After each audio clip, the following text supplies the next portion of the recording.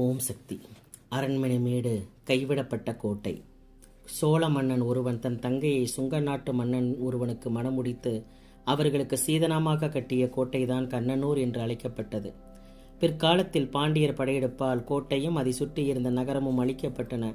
அந்த இடம் வேப்பங்காடாயிற்று. வேப்பங்காட்டுக்குள் வைந்த அரண்மனை அடைந்த ஸ்ரீரங்கத்து பக்தர்கள் அதுவே அம்பாள் கோயில் என கொள்ள தகுந்த இடம் என்று முடிவு செய்து ஒரு ஓலை குடிசை கட்டி அம்பாள் திருவுருவை அதில் வைத்துவிட்டு அப்படியே சென்று விட்டனர். கண்ணனூரில் கோயில் கொண்ட அம்மன் என்பதால் கண்ணனூர் மாரியம்மன் என்று அவளுக்கு பெயர் வந்தது. வேப்பங்காற்று அவரை குளிவித்தது. கொஞ்சம் சாந்தமானாள் தேவி. தான் கோயில் கொண்ட இடத்தை செழிக்க செய்ய மனம் கனிந்தாள். இன்னொரு தகவல், தட்சன் யாகத்தில் தேவி தன்னைத்தானே அழித்து கொள்ளும் போது கண்கள் மட்டும் சமயபுரத்தில் விழுந்தது. அதனால் அவளுக்கு 1000 கண்ணுடையால் சமயபுரத்தாய் என்ற பெயர் வந்தது. அடுத்த பாகம் பார்க்கலாம்.